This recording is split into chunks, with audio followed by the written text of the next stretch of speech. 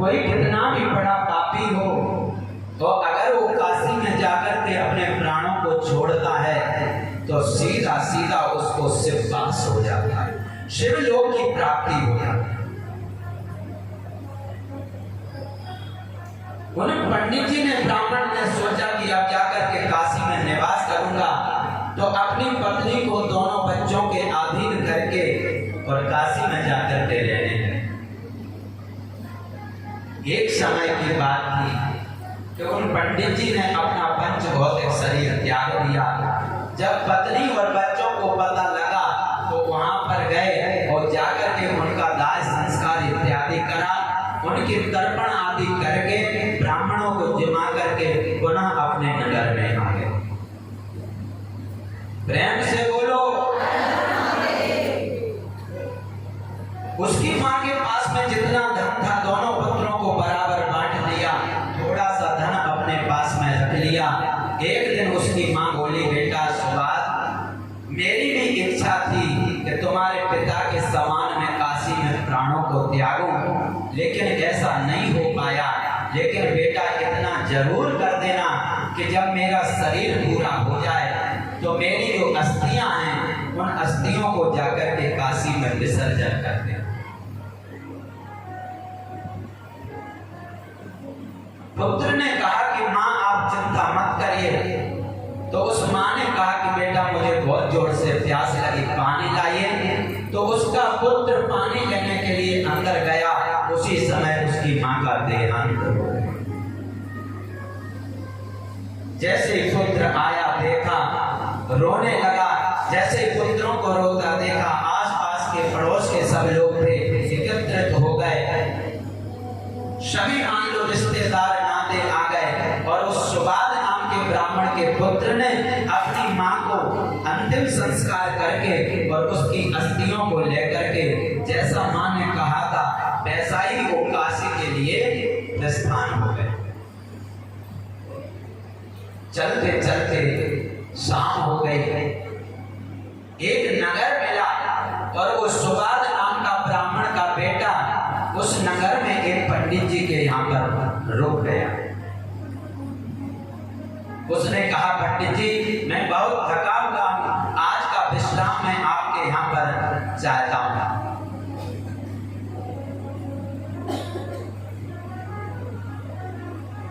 संध्या के समय स्नान किया, स्नान करके संध्या वंदन की। लेकिन उसी समय उस घर के पंडित जी को कहीं बाहर जाना था, तो उसने सोचा उनके यहाँ पर एक गाय थी, तो उन्होंने सोचा मैंने अभी गाय का दूध नहीं निकाला, अपनी पत्नी से बोले बर्तन लेकर के आओ, बछड़े को खूंटा से खोल दो, अभी मैं गाय को धोकर के मुझे कहीं बाहर जाना।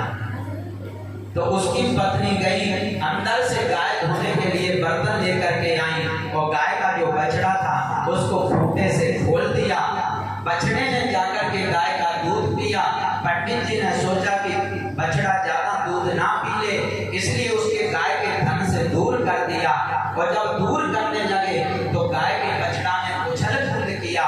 वो उछल कूद करने के कारण उस बछड़े का पैर पंडित जी के पैर पर पड़ गया।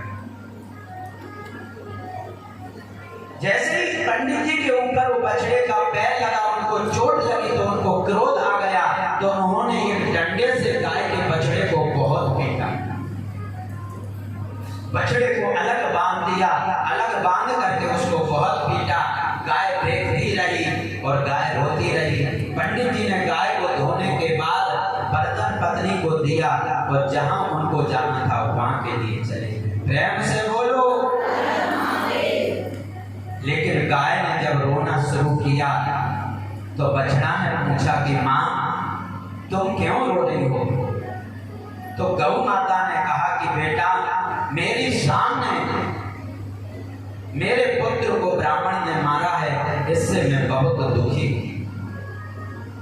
बछड़े ने कहा मां कर्म प्रधान विश्व रच राखा, जो जस करहीं तो तस फल चाखा। मां हमारे पूर्व जन्म के कर्म थे, इस कारण हम यहाँ पर पशु बन करके आए। ये तो कर्मों का प्रारब्ध है। लेकिन उस गौ माता ने कहा, बेटा नहीं, मैं इस ब्राह्मण से बदला अवश्य लूंगा। जैसे मुझे दुख हुआ है ऐसे ही ये ब्राह्मण अपने दुख में दुखी होगा। तो बछड़े ने समझाया कि माँ, हमें कर्म करना चाहिए। हमने पूर्व जन्म में ऐसा कर्म किया कि इस जन्म में हम पशु बने, और अगर हम इस जन्म में भी अगर बुरा कर्म करेंगे तो हमारा अगला जन्म भी बिगड़ जाए। और बछड़े ने कहा कि माँ, ब्रह्म हत्या तो सब पापों में श्रेष्ठ है, ये तो महापाप है, इसलिए आप ऐसा मत करना। गाय ने कहा, बेटा, मैं ब्रह्म हत्या से छूटने का स्थान जानती हूँ, मैं वहां पर जाकर के स्नान करके उस ब्रह्म हत्या को दूर कर। जब गाय और बछड़े की ये बात चल रही थी और जो सुबाद नाम का ब्राह्मण का बेटा माँ की अस्थि लेकर काशी जा रहा था, तो इन दोनों की बातों को सुनने लग गए। और जब उसने सुना तो उसने रात्रि वहां विश्राम किया और उसने सोचा कि गाय ब्राह्मण से कैसे बदला लेती है और फिर ब्रह्म हत्या को कैसे दूर करती है, ये सब मैं देखना चाहता हूँ। धीरे धीरे रात्रि का विश्राम हुआ, प्रातः काल हुआ। ब्राह्मण उठा, अपनी पत्नी से बोला, मुझे कहीं जल्दी जाना है, तुम गाय को धो लेना, दूध निकाल लेना। वो पंडित जी चले गए। घर में ब्राह्मण का बेटा था। गाय का धोने का समय हुआ। उस ब्राह्मण के पुत्र ने अपनी माँ से कहा, माँ, बर्तन ला, मैं गाय का दूध निकालता हूँ। माँ बर्तन लेकर के आई। गाय ने, उस पत्नी ने, ब्राह्मण की पत्नी ने बछड़े को खूंटे से खोला और वो जाकर के गाय का दूध पीने लगा। जैसे ब्राह्मण के बेटा ने बछड़े को हटाया तो फिर बछड़े ने उछल कूद की, तो बछड़े का पैर उस ब्राह्मण के पुत्र पर पड़ गया। उसे भी ठोकर लगी, उसे भी क्रोध आया, तो उसने एक डंडा उठा करके गाय के बछड़े को पिता के समान उसने भी पीटा। जैसे ही वो ब्राह्मण का पुत्र गाय के बछड़े को मारने लगा, गौ माता को क्रोध आ गया और गाय ने अपने दोनों सींग लेकर के महाराज और उस ब्राह्मण बालक के बगल में मार दिए, जिससे बेहोश होकर के पृथ्वी पर गिर पड़ा। उसकी मां चिल्लाने लगी, रोने लगी। आस पड़ोस के लोग आ गए, डॉक्टर को बुलाया। इतने में तो उस ब्राह्मण बालक का प्राणांत हो गया। जब वो ब्राह्मण का बालक मर गया तो ब्राह्मण ने उस गौ माता को खूंटे से खोल करके बहुत पीटा और अपने घर से निकाल दिया। और सज्जनों, चमत्कार तो जब हुआ, गाय का जो शरीर था पूरा सफेद था, और जब उस ब्राह्मण बालक को मारा, ब्रह्म हत्या लगी, तो वो गाय सफेद थी, वो ब्रह्म हत्या के कारण पूरी काली पड़ गई।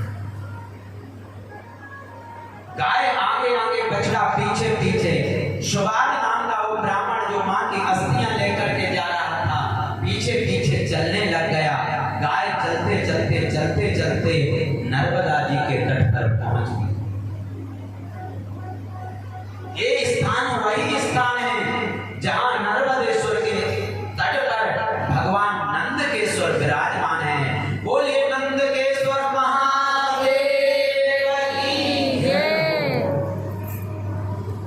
नंदकेश्वर महादेव की बड़ी महिमा है। ब्रह्म हत्या जैसे पापों को भी नंदकेश्वर भगवान समाप्त कर देते हैं। गौ माता नर्मदा जी के पास में गई और जाकर के जैसे ही उसके जल में प्रवेश किया और गाय ने वहां पर स्नान किया, तो जो गाय का रंग काला पड़ गया था, जब बाहर निकली तो पुनः गाय सफेद हो गई। ब्रह्म हत्या छूट। इस बात को देख करके सुबाद नाम का ब्राह्मण बड़ा प्रसन्न हुआ, गौ माता की जय जयकार करने लग गया, पुनः अपनी मां की अस्थियों को लेकर के चलने लगा। उसी समय उसको जंगल में एक सुंदर श्रृंगार करके स्त्री मिली और उसने कहा, पंडित जी आप कहाँ जा रहे हैं, बड़े प्रसन्न हैं। तो उसने कहा कि मेरी माँ की मरते समय अंतिम इच्छा थी कि मेरी अस्थियों को काशी में जाकर के गंगा में विसर्जन करना। मैं अपनी माँ की अस्थियों को गंगा में विसर्जन करने जा रही हूँ। तो उस युवती ने कहा, अरे ब्राह्मण आप भले बड़े भोले हो, अपनी माँ की अस्थियों को इसी नर्मदा जी के जल में विसर्जन कर दीजिए, क्योंकि आज ये वो दिन है, बैसाख का महीना, शुक्ल पक्ष द्वादशी तिथि। साल में हर वर्ष एक बार गंगा जी यहाँ पर आती हैं और आज ये वही दिन है, इसलिए अपनी माँ की अस्थियों को इसी संगम में डाल दीजिए। उस स्त्री की बात मान करके सुबाल नाम के ब्राह्मण ने अपनी माँ की अस्थियों को वहीं पर नर्मदा जी के जल में डाल दिया, और जैसे माँ को अस्थियों को डाल करके स्नान करके बाहर आया तो उसकी माँ सुंदर रूप धारण करके और पुत्र को आशीर्वाद देते बोली, बेटा खूब फलोगे फूलोगे, तुम्हारा कुल खानदान बढ़ेगा। आज मैं तुमसे बड़ी प्रसन्न हूँ, आज मैं तुम्हारे द्वारा शिवलोक जा रही, मेरे ऊपर भगवान शिव की कृपा हो गई। और अपने पुत्र के सामने शिव धाम से विमान आया और उस विमान में बैठ करके सुबाल की माँ विमान में बैठ करके भगवान शिव के धाम को चली। बोले शंकर भगवान की जय हो। आज भी वो स्थान है कि अगर कोई जाता है, वो आपको शायद किसी को पता नहीं हो उस स्थान का, मैं उस स्थान पर गया हूँ और स्नान करके भी आया हूँ। आप वहां पर चमत्कार देखेंगे कि जब तक बैसाख सप्तमी नहीं आती है, सॉरी मैं द्वादशी बोल गया, सप्तमी है, बोलिए शंकर भगवान, जब तक बैसाख शुक्ल पक्ष की सप्तमी तिथि नहीं आती है तब तक गंगा जी नर्मदा जी के जल को स्पर्श नहीं करती हैं। और जिस दिन बैसाख की सप्तमी तिथि होती है उस दिन दोनों गंगा और जमुना का संगम होता है। मैंने खुद अपनी आंखों से हुए चमत्कार देखा। द्वादश ज्योतिर्लिंगों में जब हम थे तो उस स्थान के दर्शन करने के लिए हम वहां गए थे। एमपी के खंडवा जिले में आज भी वहां पर संगम है, नर्मदा जी बहती हैं, गंगा जी का पानी रुका रहता है, और जब बैसाख सप्तमी आती है तो गंगा जी जमुना जी के पानी का स्पर्श करती है। अगर वहां पर एक शिवलिंग है नंदकेश्वर, कोई भी व्यक्ति जाता है स्नान करके जल चढ़ाता है, उस व्यक्ति की सभी मनोकामनाएं